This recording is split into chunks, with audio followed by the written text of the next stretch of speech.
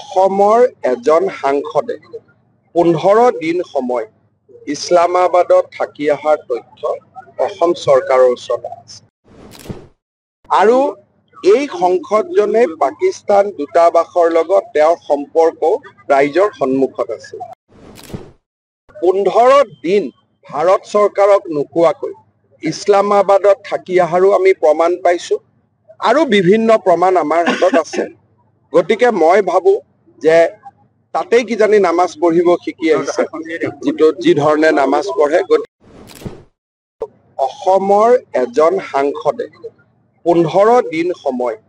ইছলামাবাদত থাকি অহাৰ তথ্য অসম চৰকাৰৰ ওচৰত আছে আৰু এই সংসদজনে পাকিস্তান দূতাবাসৰ লগত তেওঁৰ সম্পৰ্ক ৰাইজৰ সন্মুখত আছে আৰু বহুত কথা পোহৰলৈ আহিব ছেপ্টেম্বৰ মাহৰ ভিতৰত এজন গৌৰৱী পিতৃৰ সন্তান কেনেকৈ দেশৰ বিৰুদ্ধে যাব পাৰে তাৰ জল পট প্ৰমাণ আমি এক্সপ'জ বুলি নকওঁ দেশৰ স্বাৰ্থত ৰাইজৰ সন্মুখত আনিব লাগিব আৰু মই আজিয়ে কৈছো যে 15 দিন ভাৰত চৰকাৰক নোকোৱাকৈ ইছলামাবাদত থাকি অহাৰো আমি প্ৰমাণ পাইছো আৰু বিভিন্ন প্ৰমাণ আমাৰ হাতত আছে গতিকে মই ভাবো যে তাতেই কিজানি নামাজ পঢ়িব শিকি আহিছে যি ধৰণে নামাজ পঢ়ে গতিকে এই গোটেই কথাবোৰ ছেপ্টেম্বৰ মাহৰ ভিতৰত আমি জনতাৰ সন্মুখলৈকে আনিম পাকিস্তান আমাৰ ডাঙৰ শত্ৰু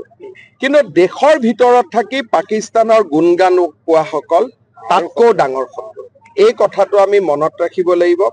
বাহিৰৰ মানুহজনক দেখিলে গম পাওঁ ই আমাৰ শত্ৰু কিন্তু নিজৰ জনক ঘৰত থাকিলে আমি গম নাপাওঁ এ আমাৰ শত্ৰু যি নহওক বিভিন্ন জনৰ সহায়ত আমি বহু দূৰ আগবাঢ়ি গৈছো ছেপ্টেম্বৰ মাহৰ 30 তাৰিখৰ আগতে আমি প্ৰতিবেদন জনতাৰ কি আওতালৈ আহে নাহে সেই সময়ত দেখা যাব কিন্তু বহুবিলাক প্ৰমাণ আছে আৰু বহুবিলাক বিস্ফোৰক তথ্য ৰাইজৰ সন্মুখলৈ আহিব মই এছেম্বলিটো কৈছো পাকিস্তানৰ লগত পৰিয়ালটোৰ সম্পৰ্ক স্পষ্টভাৱে আপোনালোকে দেখা পাব তাত কোনো বিশ্লেষণৰ কোনো কথাই নাথাকিব it will be black and white